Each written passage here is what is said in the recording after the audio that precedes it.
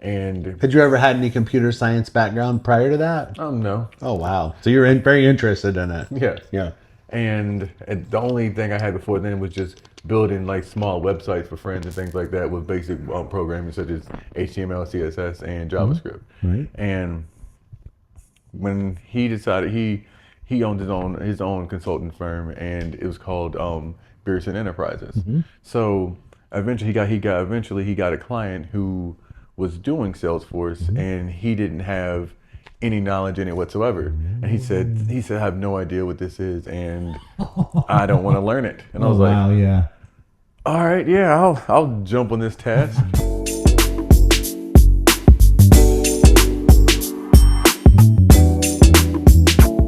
Hey, everybody. I'm Chris with Cherokee Auto Sales, and we are on our podcast for episode number 39. And I'm here with Taylor Davis from Knoxville. You live in Knoxville? I do. Yeah, yeah. So Taylor is here today. We're going to talk about his Salesforce consulting business, and tell us a little bit about what Salesforce is. I don't know that everybody in the world knows what it is.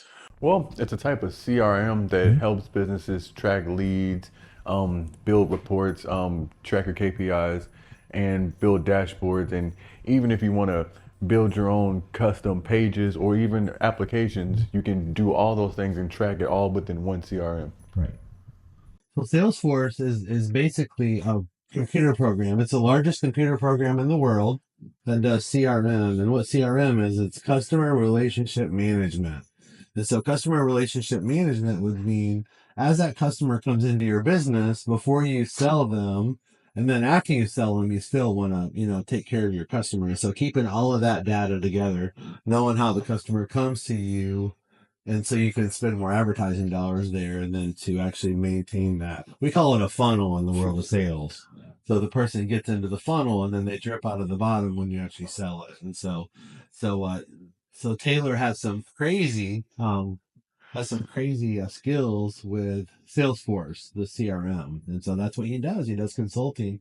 The name of your business is, DavisTopia. yeah. So that's kind of a play on your last name. Yes. And then which utopia would be like a utopia, like Yeah. a perfect world. Yeah, where I'm trying to create the perfect world for your business. Yes, yeah. So DavisTopia Consulting. We're gonna have a link to his Facebook, his email, and his website and the show notes. But his email address is, It's DavisTopia at consultant.com. yep, very simple.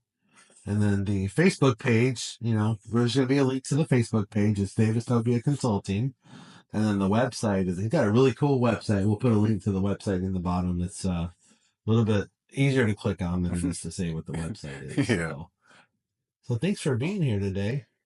Well, I'm glad to be here. I'm Yeah. excited. Thanks for having me. I've learned a lot about Taylor. In the short minute that we've been sitting here, we've been talking for maybe 20, 30 minutes, and I've learned about a lot about him and his family and his little life, and here in Knoxville. So, have you lived in Knoxville? How long have you lived here? I've lived here for about maybe 14 years. Okay, nice. So we've lived here about 17 years, so about the same period of time. And so 14 years ago, you were living in. I was living in Charles City, Virginia. Okay. Just a little place in between Richmond and Williamsburg. A Mhm. little, I guess, country river plantation Mhm. town. Oh wow. Yeah. Everybody knows everybody there, and Yeah. I guess you could say I just grew up on the countryside of the tracks, I guess. Nice. Yeah. That's kind of where we grew up. So you moved to Knoxville 14 years ago. So you grew up and went to school there. Oh, So what is yeah. that area famous for, sir? Um, they're more famous for their plantations, and like multiple presidents were born there, Oh wow. like Zachary Taylor, Right. and Thomas Jefferson, if I'm not mistaken. Nice. But yeah, so So old presidential history there. yes, and a lot of different Civil War battles happened there as well. Ooh, interesting. So how did you get started in the world of Salesforce consulting? Well, I got started when a buddy of mine, Alex, he hired me on as a consultant, and at first he was teaching me web development. As I was like, well, not a consultant, I was more of like an IT intern. So he taught me everything like in the IT world, like on building cables, on like fixing basic IT problems and things. Right. And Had you ever had any computer science background prior to that? no, Oh, wow. So you're very interested in it. yes. Yeah. And the only thing I had before then was just building like small websites for friends and things like that with basic programming such as HTML, CSS, and JavaScript. Right. And when he decided he owned his own consulting firm, and it was called Beerson Enterprises. So eventually he got a client who was doing Salesforce, and he didn't have any knowledge in it whatsoever. And he said I have no idea what this is, and I don't want to learn it. And I was like, wow, yeah. all right, yeah, I'll jump on this task. And oddly enough, the administrative side of it was actually quite easy. Really? And I took to it and it was very fun for me. So then I moved on to the development side, and I was like, instead of going for the admin certification, I'm just gonna go straight for the platform developer one certification. So I studied for that for a few months, and once I got it, well, I guess we just kind of started off there because at that point the client was Bill Green, and he had his own IT academy, and it's called Lifting the Veil, where he teaches people different tech skills and things. So for his Salesforce projects that he needed someone to create certain orgs, and so it could teach people how to work through basic administration problems that you would run through, like people being logged out, or create different workflows and things for the business analyst side, for his business analyst classes, which were creating an entire org for like a company and things, and they would go into the app and look at it, and they would look through your reports and your dashboards and try to find out what your pain points were and different kind of things, so they can figure out how to run through a sprint. Because usually when you do a Salesforce project, they try to keep it within like within a project frame, and those are things are called sprints or using the agile method. Cool. So they have so Salesforce has to.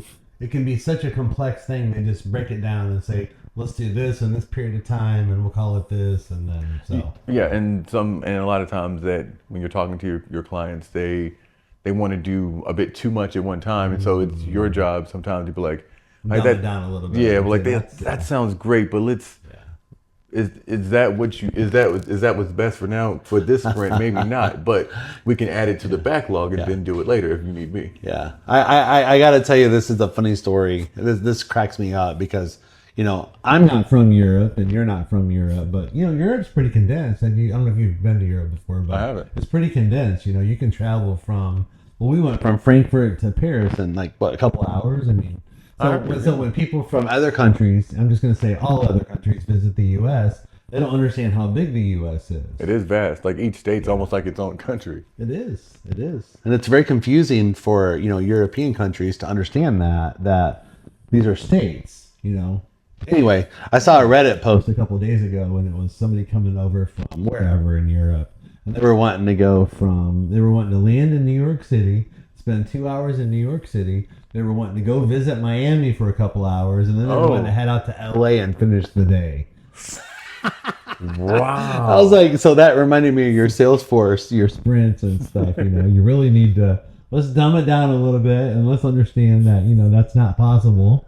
Might even not be possible to do that in a week. That's a huge land mass that you're covering there. So excellent way of putting it.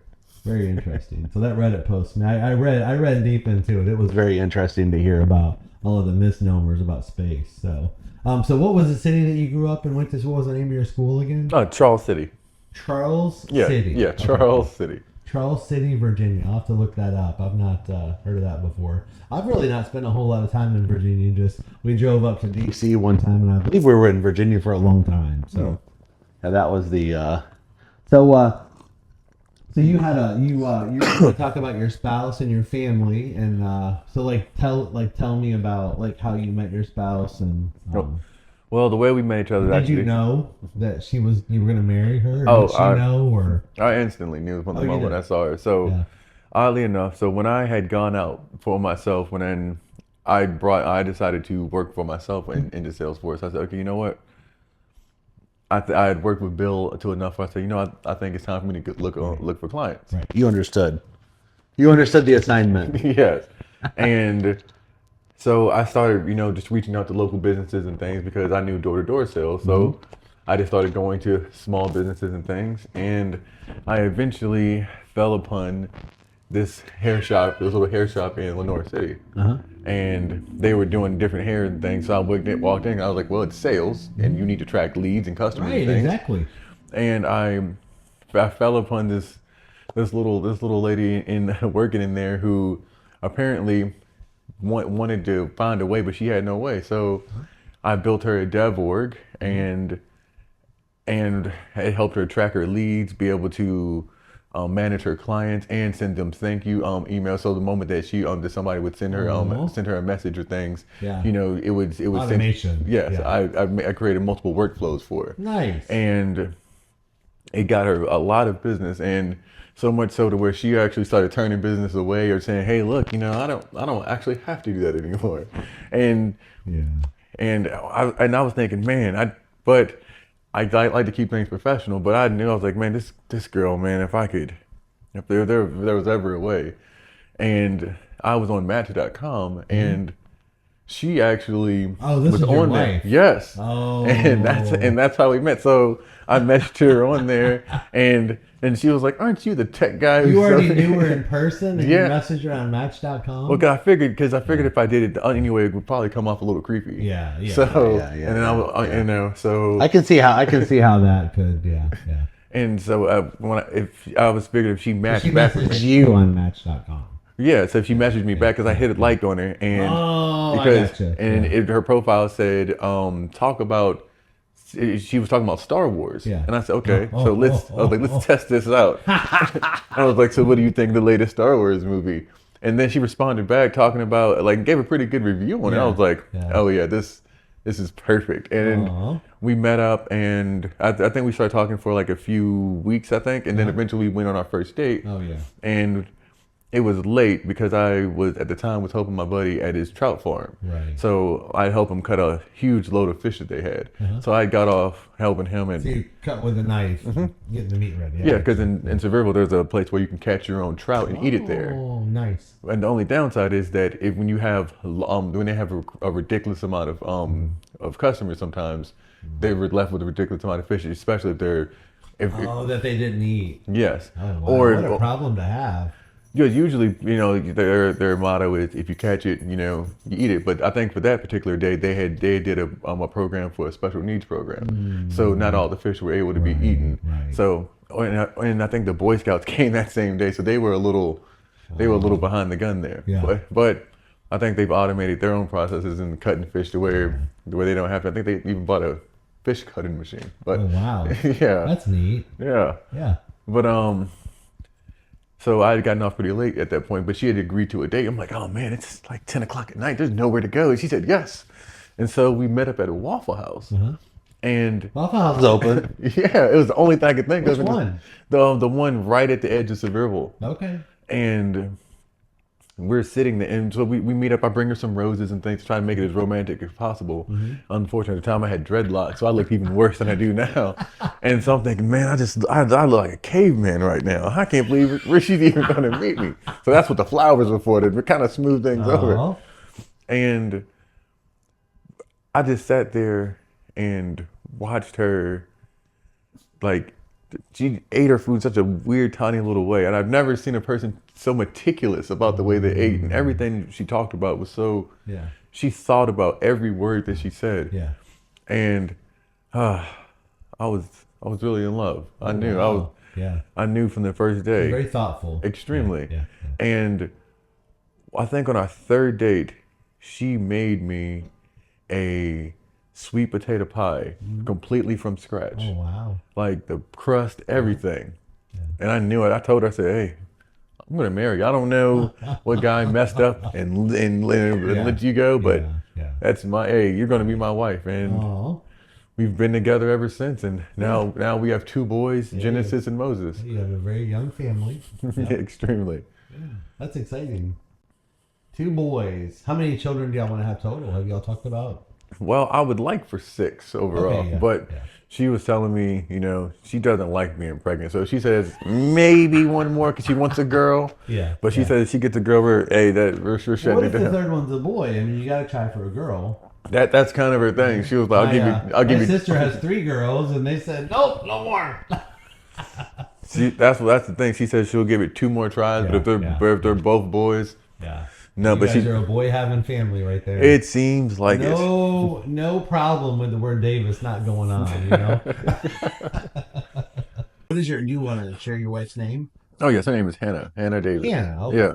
Hannah's a beautiful name too. It's a biblical name, like you said.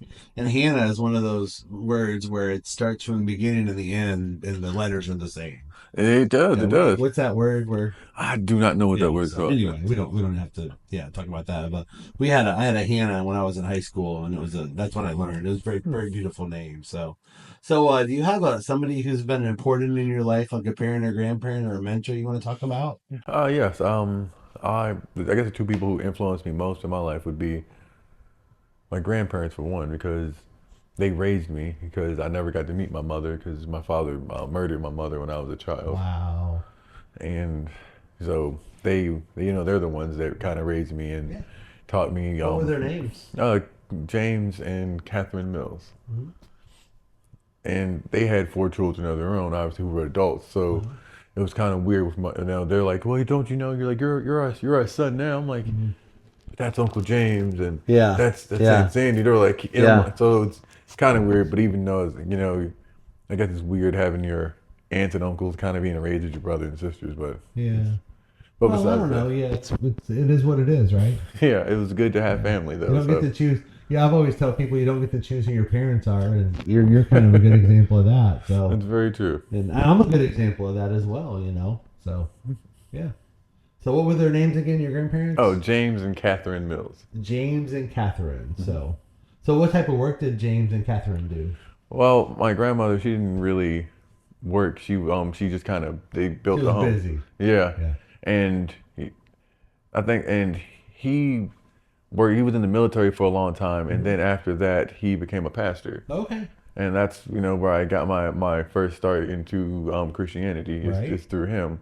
But I think the thing about their marriage that I found the most interesting is the fact that they moved to that little place in Charles City, and then they, with their own hands, they built their house. Wow. And I mean, I guess that was the best thing about growing up there is knowing that their house was truly built with love. Sure. Because for sure. Yeah. That's kind of how a marriage is. Yes, it is. Every day, even if you don't want to, I guess that's the point. Every day, whether you like it or not, you still make sure that you're there to put that brick there every single day. That's it. Yeah. And it takes 2 people, any relationship, but especially a marriage, it takes 2 people putting effort into it. So I'm sure your wife wasn't your first relationship. You probably had a girlfriend before that. And if you think back to a girl who wasn't really paying attention to you, you're putting effort into it. She's putting effort in, it's any relationship. It can be your sibling, it can be your parent, it can be your friend, it can be anything. I think relationships are about 50-50, especially more than 50. If the person you have a relationship with puts more than 50 into it, and you're putting more than 50, do you feel fulfilled in the relationship? But you got a friend you text, and then they don't text you back for a couple of days, Yeah. You don't really feel super happy about that, and that's, mathematically speaking, that's kind of how I feel about relationships. It's hard to, but if you feel fulfilled, that's a wonderful thing. So I do. And I think when it comes to fulfillment and things, I agree that you're supposed to put into it. And so in other relationships, like in the past, when you're not really getting everything from it, it's hurtful. So I guess, but when you're younger, you don't really know. So you're just kind of, I guess, hoping that person shows you the kind of affection, and you're just praying on it. And then I guess it's like that Garth Brooks song, "Thank God for Unanswered Prayers." It is. You hit the nail on the head. It is for sure. Yeah, we all have that. Unanswered prayers. We really want something to happen, and we've all had our heart broken before, and we don't understand it. And then you meet your wife.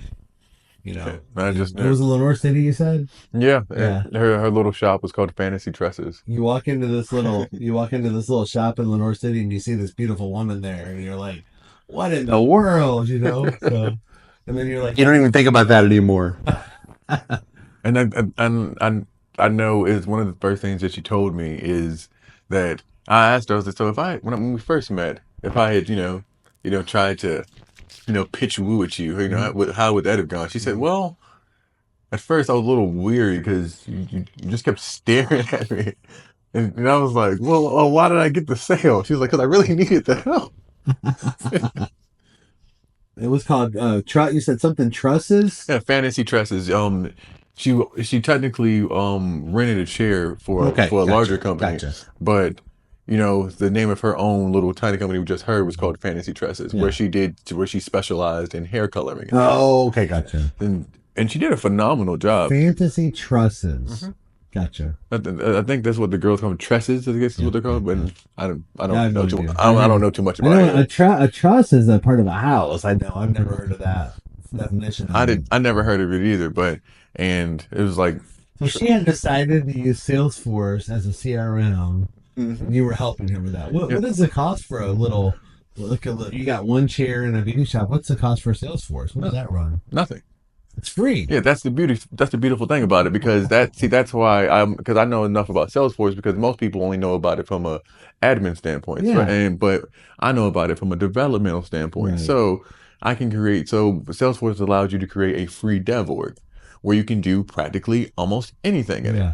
So So you're developing it yourself, though. yeah. Okay, gotcha. So with that, it gives me the ability to show my work and have people to use have as my referrals to show, hey, this guy really can develop anything you want. Yeah. So I can build. So I built her a nice. At the time, they were using Visual Force pages, and they had just started with Lightning Web Components, which essentially means you could take any sort of web page that you want Mhm. and put it within Salesforce to look any way that you would like it to, because Wow. it's using the code of Lightning of HTML, Yeah. CSS, and JavaScript. Right. And if you had to edit anything or just call with anything within Salesforce, you'll be using their native Mhm. language known as Apex. Right. So generally, if you can, even if like with AI, it's so easy, you could even use ChatGPT, write you a website, and then put that within a Lightning Web Component package. And then once you put it in your sandbox to test it out before your dev org, you can see that boom, you're good. You can do all that in a day for free. Gregory, where's this guy been? Gregory's one of our kids, and he's been helping me, websites and CRM and all this. And man, I didn't know that was so. There's no monthly fee after that, or Mm-mm. oh wow, And that's the beautiful thing about it. Now, when you start bringing on, and that's the beautiful thing. Once they scale and they need to, and they start bringing, and they got enough clients, and that where that now they have people working for them, and now they're going to need licenses. mm. Then you can start this basic Salesforce package with Lightning, or I mean with licenses, which Right. cost you about $25. Oh, wow.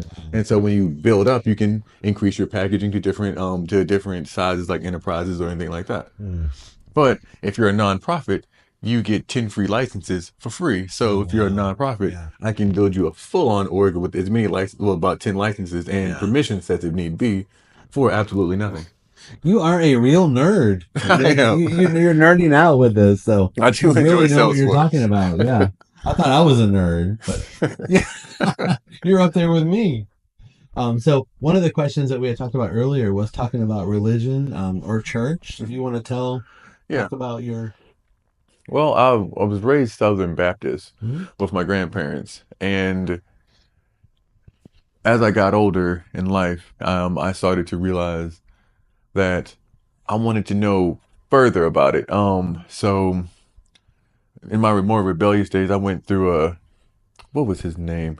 There was a book that my father-in-law had me read called A Case for Christ, Mhm. and I kind of went through that journey of me You myself. recommend that book? I do, A I really do. Case for Christ. Yes, it's about a journalist who uses his all of his journalistic skills to go through and try to disprove Christianity and disprove the resurrection. And using every bit of evidence that he could, unfortunately, he realized the harsh reality. He couldn't. He could not. There is more evidence to support the resurrection than there is for things such as Alexander the Great, Plato, Yeah. um, even what's another one? William Shakespeare. Hmm. There were over 500 different accounts. Even the book of Luke itself Mm. was written as the same way that any sort of document, historical document was written at the time. Oh. And whenever a person is written about back in those Mm. days, you have three accounts of people who have Oh. written for you. That's why the Gospels were written that way. Oh. And even when people made the argument, well, how can men who were illiterate write the Bible? I'm like, Mm. well, at this point, these men were teaching. Mm. And one thing that you have to realize is those men didn't write for themselves. Number one, there was oral tradition, but Mm. they also had scribes who would do so. Mm. And a lot of their works that were found leads back to the like the 40th century and things, which or Mm. the 50th, which only be a few years after their death. Oh, gotcha. And the ultimate argument, which would be nobody would die for a lie. Right, exactly. Yeah, you're right. Yeah, we'll put a link to this book that he just talked about in the show notes. If you want to click it, you can order the book yourself or read more about it. So, do you have a pet you talked about you had for a Yeah. very long time? So do you want to talk about your husky? Oh yes, Koa. He's my baby, I guess. Mhm. But I guess we've kind of just been stuck together for years. It kind of feels like. He's Um, stuck with you too, right? yeah, I've had him for about 15 years. I named him Koa Nikola because like with Nikola Tesla, because like in the movie The Prestige, how David Bowie had the two different color eyes. Yeah. So that's why I Oh named him yeah, that. huskies have different eyes. Yeah. And he's ridiculously intelligent at the same time. And I've never met an animal that smart to where it's almost creepy smart. You Almost gotta tell creepy me a smart. story. Come on. A perfect example is when my buddy Chuck was squirrel hunting in my yard, and a squirrel went into my well, and he couldn't get it out. Mm-hmm. So he came to go get. I was raising wolves at the time, Uh-huh. and he came to get my largest wolf, Raph. And he was like, let me bring Raph." I was like, "You don't need a 206-foot dog out there with you." He was like, "No." 206 pounds. He weighed about 200 pounds, and then on his back legs, he was about 6 foot. Wow. He was a Oh, I massive. He was a massive. understand. He was a massive He has boy. raised wolves. I have. So what happened? Well, what happened is that I was like, "Well, take Koa. He's the most intelligent." And Yeah. he said, "I don't need a dumb husky. They can't do anything when it comes to hunting."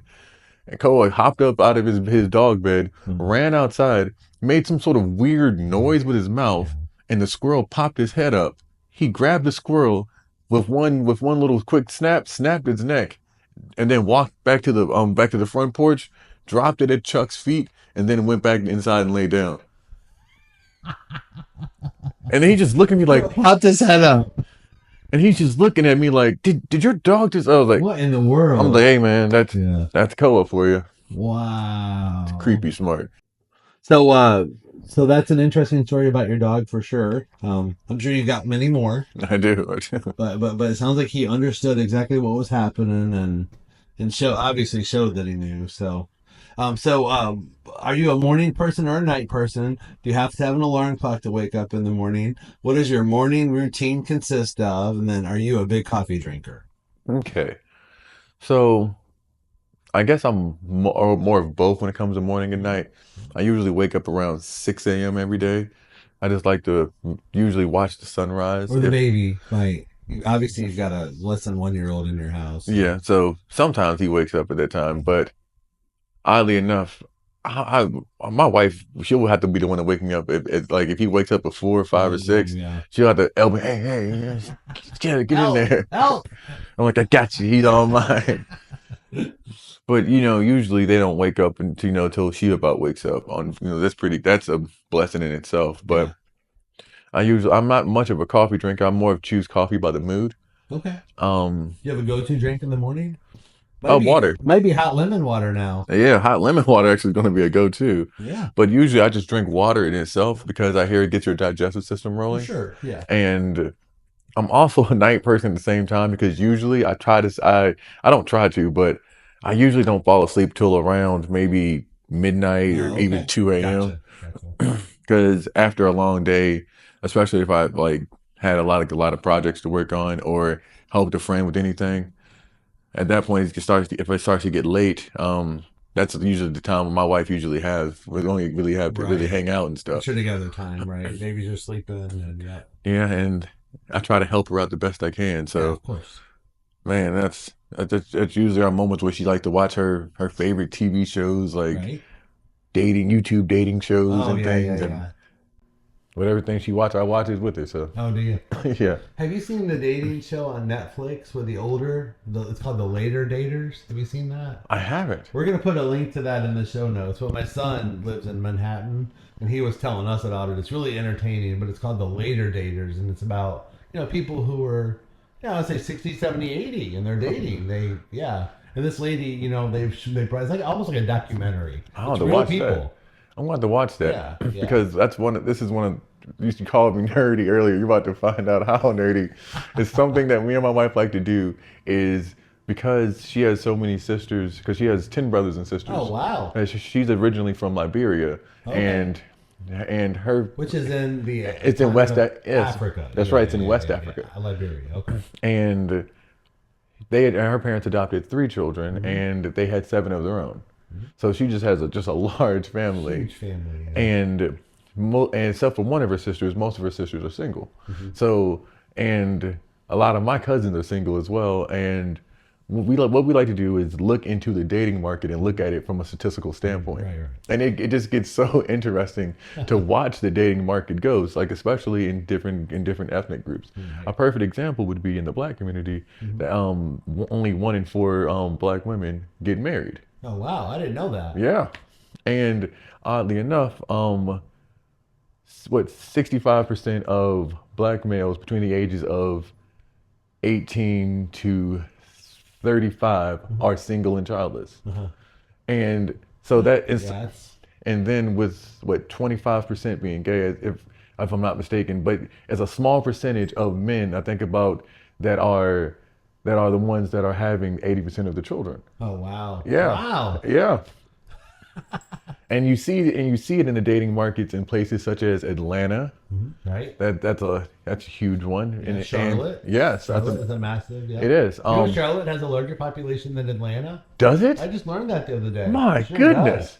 does. I Wow. was in Charlotte, and I was like, "Oh my gosh, this place is huge!" And then I was there to visit, to do a consultancy with the dealership there, and I was talking to the owner. His name's Daryl, My goodness. and we were talking about the population. I looked it up, and I was like, "Wow, Charlotte's bigger than Atlanta."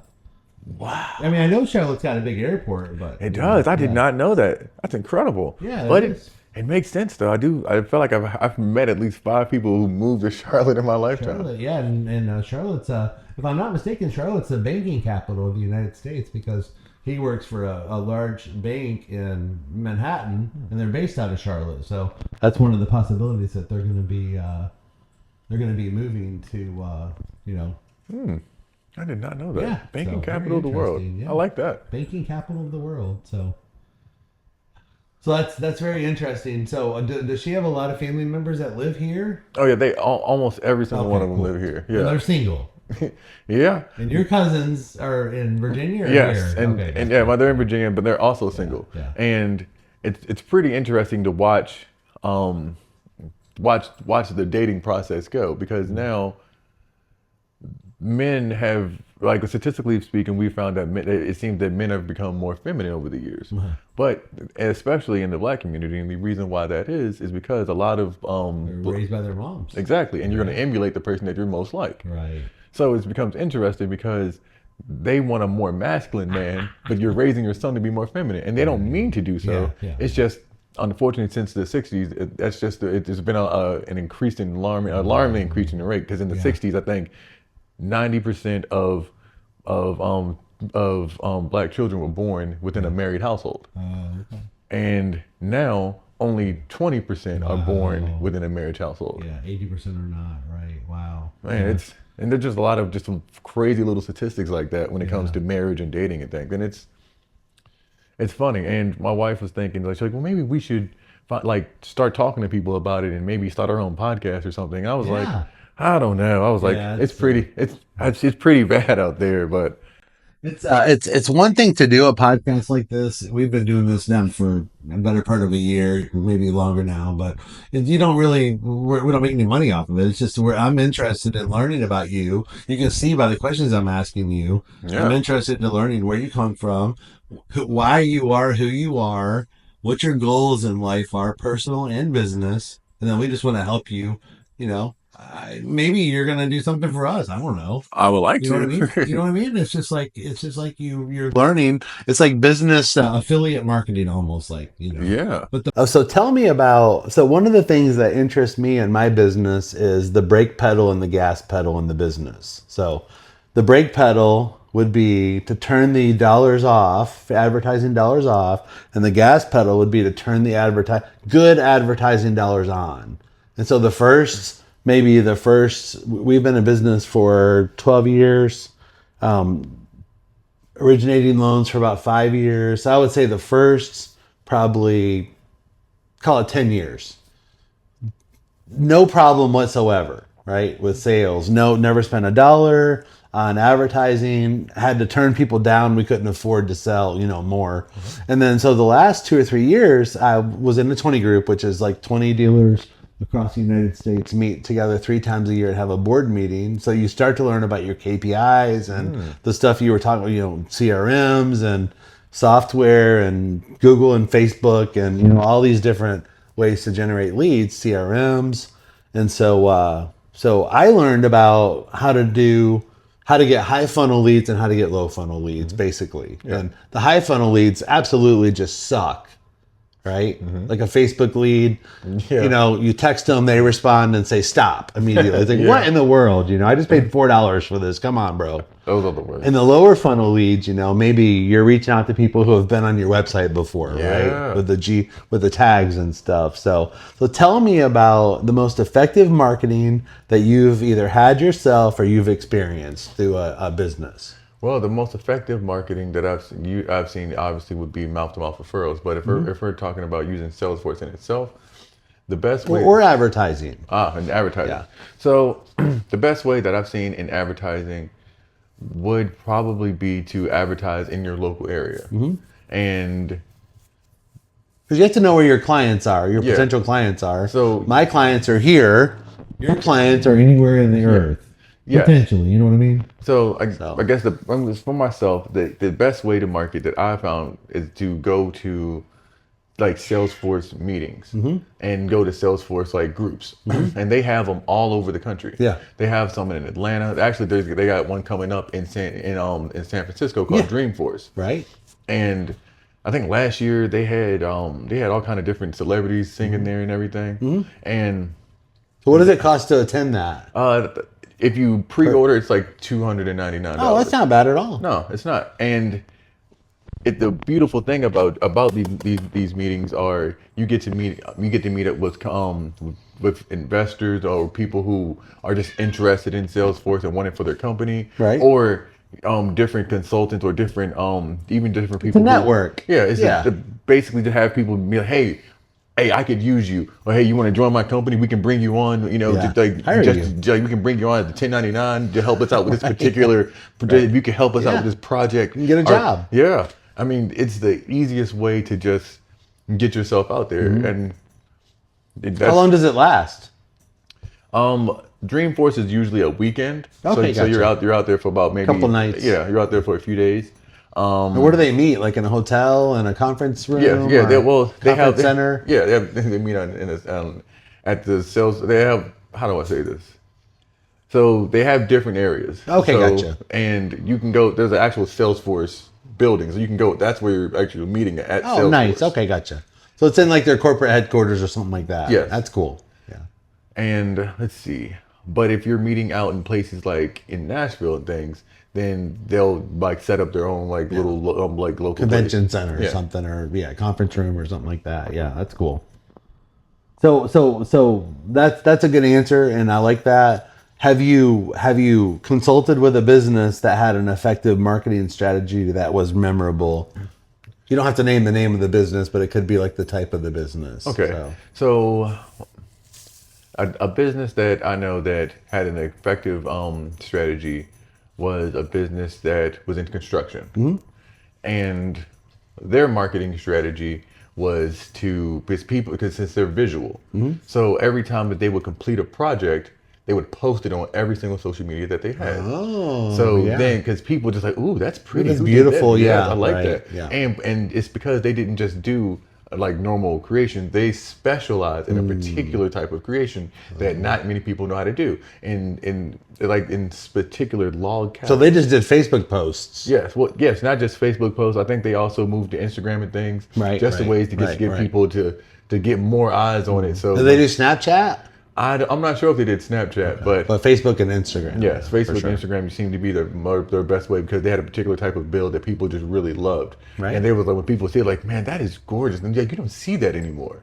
So, and it was just a way to really to bring people in. So once people ask them like, hey, can you do this? Like, hey, and then they can find out once they reach out to either on the Facebook or just call in because they have a call to action, where you can just call in right then, and you're good to go. Or I think they also had a form, so the moment you do that, they had automation to where it sends. We created automation where it's sent directly to the client the moment that they filled out your form out, thanking them for joining you and things like that. I've had that before.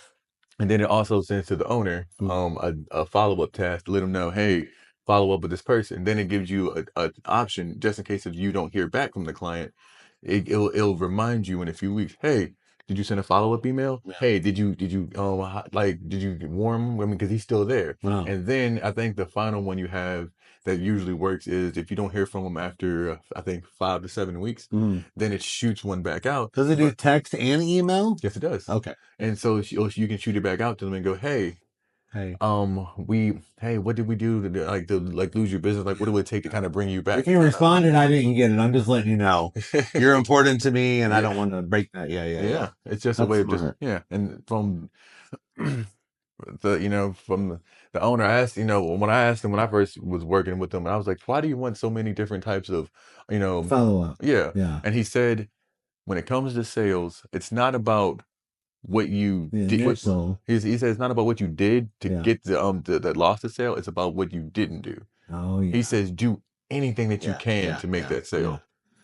Yeah. 'Cause Over communicate for sure. Yeah. Under promise and over deliver. That's it. Yeah, that's it. People, have you heard that before? People won't forget. People won't necessarily remember who you are, but they won't forget the way you made them feel. Wow, that's Have you heard that good. I before? haven't, but I like that. Yeah. So, last question, and then I'm going to talk about a book that I'm going to share with you. Okay. You said you've Not not heard of it before, so tell me a story. And this is an off the cuff question I'm asking him. he doesn't know about this question. So, tell me a story where attitude and determination played a part in your success. Okay. It can be in your consulting business. It can be prior to that. Okay. Besides when you met your wife, obviously you. I think a perfect example is when a client asked for a Lightning Web component that inside of their application that did almost everything. They wanted me to create a virtual assistant within our Lightning Web component. Oh, okay. And I'm like, oh, okay. All right. So I was wondering how complex do you want it? Do you want me to store all the data within inside of Salesforce or am I pulling the voice responses from somewhere else using the API like ChatGPT or anything like that? And it was Claude is another one that we've started looking at lately too. I might start using that. Yeah. It was killing me, because they were like, hey, any way you can get it running, man. I'm like, okay, but if I store it inside your own org, Can you store it on GitHub for free? I can. That was my workaround. Okay. Yeah. So I ended up creating a GitHub page, and that way I can store all the data that I wanted on there, and then I just transfer I just API it straight to Salesforce. Right. But the issue that I was running into is that the type of responses that they wanted wasn't very native. So let's say that they were trying to say, okay, show me all. There was like, so show me all the sales that we've made in the past month. And it would try to open it for it. The issue that it was running is that it couldn't take normal human talk. So I'm like, I can't teach y'all to talk in such a robotic form. Right. So unfortunately, I was frustrated because I had to try to find a way to take in the voice to make it better, and I was frustrated pulling my hair out to do this. Yeah. And I cannot remember what software I ended up finding, but my buddy Anthony told me about a software that's the AI. That's what it did. It was specifically designed to talk as normal as possible. So once you teach it to talk a certain type of way, all of its responses would be that way. Yeah, And since it was free, the API was free to get to. So it was such an amazing way. So then I was able to I trained the prompt, and I trained the AI to be able to handle every kind of conversation that they were ready for. And then I just called upon it whenever they needed it. And they was able to do that live. And it was such a great moment. And I think the thing that helped me figure out the answer is, instead of just sitting there trying to figure everything out myself, sometimes I learned this when I was working on concrete pumps years ago. Right. My boss used to always say, drop back and punt. Yeah. Yeah. So if you can't figure it out, instead of frustrating yourself, go take a walk, go call somebody who knows what you're doing, or he said, just drop back and punt. Right. You can't score every round. Yeah. And that's how I like to look at every problem. That's a true football. I guess it would be called a maxim, right? A football maxim, right? That's really how it has to. That'll win the game for you sometimes. So that's a good story. Have you noticed that with the AI, virtual assistant, conversational? Have you noticed? Do you have the ability to make it talk and have a conversation like it's alive? Are you there yet? Yes, and that is hilarious that you asked. I actually created one myself called Alfred because I wanted to copy Iron Man's Jarvis. Yeah. That's why I made it mine after Batman's named Alfred with the same British voice and everything. Yeah. And this was the first time I ever actually crashed my computer at the same time because I created it. It was excellent. So that way I could have him. So you can have a conversation with it? Yes, and I. How long is the pause when you get done talking? It was almost conversational. Yes, it was instantaneous. Oh wow! Unless I was asking him to do something, I'm like, hey, can you? I was like, so can you start? Can you mow my lawn? No, I couldn't. Well, I mean, actually, if I created a program specifically designed to control one of those, because the lawnmower, the robotic lawnmower. Yeah, so then I could actually have him send it out to cut that if I wanted to, but I had to cut my own grass. Yeah. But what I did for mine was, if I wanted to open different programs or start different things, I'm like if I'm like making food or something, or I'm just working on something else, I can just say, hey Alfred, open up what would be the freezer?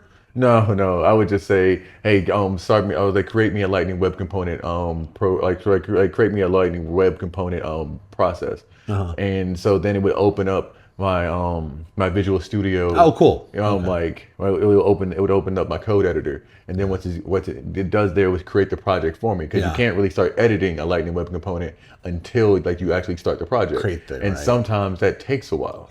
So because you have to create a virtual environment, or let's say that you're using React.js, same thing. You have to create the actual environment first before you can start editing. Right. So I would have Alfred do that for me, and then he would make sure that all my plugins were good, that all my extensions were up to date, and make sure everything was good for me. So I'm not sitting at the computer doing it. I can do other things. Right.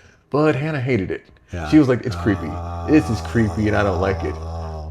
And I had it running so much, and I didn't do one of the basic things of stress testing it, to where I tested it under every circumstance, and I did not do this. And I left a code in there to where, if I just simply put my computer in standby by closing it, instead of manually shutting it out, manually putting it to sleep, right, it created an infinite loop, and that's what ended up crashing my computer at the time. And so I ended up having to reinstall all my Windows things, and it created a blue screen of death. Infinite loop. That's funny. It destroyed. So you use my computer. Windows. You're using a Windows computer. I got you. So I had to reinstall my operating system, get rid of everything, and that was one of the worst moments of my life, because I was on Windows 10 and I got forced to 11 when you came back on. Yeah. That brain damage. and I'll never forget it, because I think about it all the time, because I'm like, man, you know how this would be if I still use Alfred. And every time I say it out loud, my wife goes, "Don't you bring that thing back? Let it go. Let the dream go."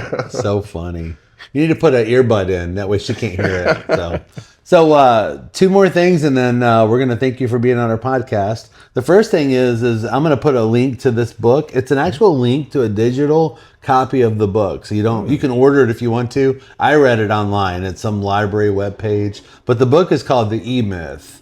And you've talked a lot about the book, and you don't even know about the book. So it's really interesting. You're gonna love reading about Sarah's grandmother taught her how to make pies. But the book's called The E-Myth, and The E-Myth, a friend of mine recommended it to me a couple years ago. The book is about the three people who you are when you're a business owner. You're the entrepreneur, you're the technician who does the actual work, and then you're the manager. Once your business starts growing, you need to understand the role of those three people, because the role of those three people are all very different. And if you don't understand the role, it can actually cause you to go out of business. So the book, basically, Sarah hires a consultant, and she comes in, whatever the consultant is, and they explain to her that she is not a technician anymore because she got this pie, but her grandmother basically taught her how to make pies when she was a little girl. So she started making the pies, and then opened a pie shop, and now she's making the pies, she's hiring people, and she didn't understand the concept of the manager. And by the end of the book, she's got like 10 or 20 locations. But it goes through the details of the three different people who you are. And if you understand that, then sometimes you're not the entrepreneur anymore, you're the technician. Like the other day, my manager was off, and then we had a death in the family, and so I was the only person there that day. Hadn't been there by myself in a long, long time. So it was a big eye opener for me that day to be there by myself. And then, so the entrepreneur, the technician, and the manager, and I'll put a link to the book in there. And then the last question is totally random. What is your favorite color, and what's your wife's favorite color? My wife's favorite color is pink. Okay. But not just any pink. It's more like a lighter pink. Like I think you've seen like on the, a lot of Mercedes and G-Wagons and things that drive around. Yeah. She loves that lighter pink. Like a soft pink. That's what she would say. That's a pretty soft color. Pink. Yeah. And my favorite color would be red. Okay. And just simply put, when I was a kid, the first thing I saw was with the Power Rangers. Oh yeah. And I love the Red Ranger so much. And that's a red too. Yeah. I like that. And that's almost like a candy apple red, isn't it? It is. Yeah. I would say black at first because when I was a child, my favorite, when I was a kid, one of my fondest memories was around, I think, 1996. Val Kilmer came out with one of the weirdest Batman movies ever. With the Batman Forever. Yeah, it was. Yeah. But it was such a classic and campy. But it was one of the first times me and my grandfather just gone out ourselves and just enjoyed a movie together. Did you go to the movie theater? We did, and it came out on my birthday. So watching, Jim Carrey as the Riddler, Tommy Lee Jones as Two-Face. I mean, as a kid, this was just the greatest thing ever, and it was just having my grandfather there. That's why I was thinking black. But I was like, I like the moment. I like black. Yeah. Black's a good color. Your outfit is what I am wearing black. I wear, I have a bunch of these Cherokee Auto Sale shirts that are black, and I love them. Yeah, I love the color black. In the summertime, it's a little hard to wear black, especially a black is like black hat can be a little challenging. It can. But yeah, black's a good color. What's that? I said I practically got a hat on with all his hair, but that's why I chose red, because ultimately, like the Power Rangers, it always spoke to me as a kid. I was like, man, that Red Ranger, man, I get it. Red's a beautiful color. It is. I like a red house. Like a red brick house. I'm driving by a red brick house, it catches my attention for sure. It's funny. My grandparents' house they built was a red brick house. Although I myself, I would like a plantation style home. I don't know if you've gone down off of 321 or is it? Maybe it's not 321, but all the way with the big beams in the front. Yeah, the front porch. Yeah, those are beautiful homes. Yeah, there was one right off the edge of Newport, like off the interstate. Yeah, I've seen it. Yeah, man. And we've spent some time around Wadmalaw in Charleston. Yeah. And Charleston's a big plantation area. A lot of plantation homes, We rented a plantation house down there one time over like a long Labor Day weekend or whatever, right in the fall, and it was so hot. And the brackish, the water would come in and go out, and it was so hot. But that plantation style home is a beautiful home. There's probably a lot of mosquitoes. A lot of mosquitoes. Yeah, a lot of mosquitoes. It was so hot. I'll never forget how hot it was. It was so muggy, so humid. Yeah, so hot.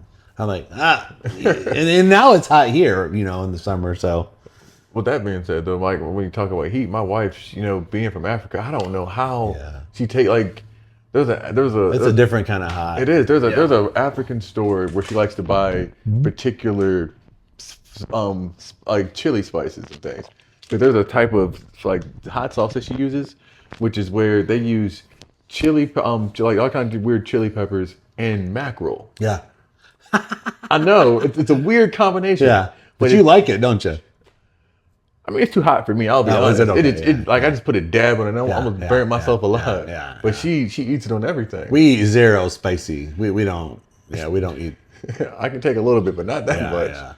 And I remember we were in the shop, and Genesis was just born at the time, and we were just, and it was me and my son, we're just sweating, and her and the shop owner, they're just walking around, having a great time, and I'm like, I'm going outside. I'm done. So hot. Yeah. So thanks, Taylor. Taylor Davis with DavisTopia Consulting. There's going to be links in the show notes to his website, his Facebook, and his email address. Are you on Instagram? I'm not. I think I did create one, but I don't think there's anything on it. So I think I'll work website, email, Facebook. You see that Taylor is very capable of enunciating what he does, and if there's a project that you're wanting him to help you with, if you just want to reach out to him and email him or send him a Facebook message and ask him for his thoughts and advice on something that you're wanting to work on. If you want to hire him, he's for sale, right? I am for sale. Consulting, hey? Yeah. And it sounds like he really knows what he's talking about. A lot of these things that he talks about make my brain scramble. And he's like going in deep, and he's got all these certifications with Salesforce, and sounds like he's really done a deep dive and he really knows what he's talking about. And if he doesn't know what he's talking about, he'll just ask Alfred and Alfred to help him, or he can help you automate some stuff. And but you're definitely the first person to have given us, this type of workflow that you do. And it sounds like you're very capable. So, I am. And I think that's an amazing thing about it because I can help smaller businesses and larger businesses. Yeah. Because when larger businesses, I noticed that they're hiring for developers and admins and business analysts, but they're putting their jobs out at $70,000 a year, $80,000 to $120,000. Right. But that's where consultants like me come in, and then I'm like, look, you really need somebody for just basically to keep your stuff up, and if you have an issue, so you can be on retainer with me. I'll charge you, and we can do this for $50,000 for this year, and that way it's half the price. You just take care of it. Yeah. And if you have a problem, you can hit me up anytime. And I'll take care of it. Yeah. So then that way you don't have to pay somebody $120,000 just to sit there and not do anything. Right. And that way then you can do it half the price. If you need me, just call me and I got you. Right. He knows what he's talking about. So thanks for being on our podcast today. Anytime. Thank you. Thank you for having me. Absolutely.